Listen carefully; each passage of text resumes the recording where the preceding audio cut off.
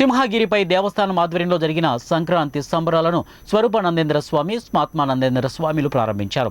దేవాదాయ శాఖ commissioner Satyanarayana, EO శ్రీనివాసమూర్తితో కలిసి భోగి మంటల్లో పిడకలను వేశారు. వేదమంత్రాల నడుమ వేడుకలు ఘనంగా నిర్వహించారు. అనంతరం అప్పన్న స్వామిని దర్శించుకున్నారు. శారద పీఠాధిపతులను ఆశీర్వదించి అప్పన్న చిత్రపటాన్ని అర్చకులు అందజేశారు.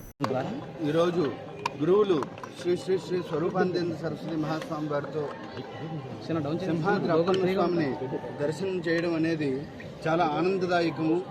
ఈరోజు ఆంధ్ర రాష్ట్రంలో అలాగే భారతవనంలో కూడా ఎంతో గొప్పగా జరుపుకునే ఈ భోగి, సంక్రాంతి, కనుమ పండుగలు ప్రజల యొక్క పండుగలు, ప్రతి ఒక్కరూ కూడా జరుపుకునే పండుగలు.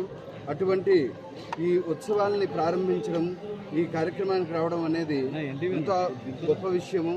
అదేవిధంగా సింహాచల క్షేత్రంలో ఎవరూ చేయని విధంగా ఈ పండుగ వాతావరణాన్ని తీసుకొచ్చి పేదలందరూ కూడా భోగి పండుగ భగవంతుడి చెంత జరుపుకునే విధంగా దేవస్థానం కమిషనర్ గారు అలాగే ఈవో గారు వీరందరూ కూడా కల్పించడం అనేది అభినందనీయము.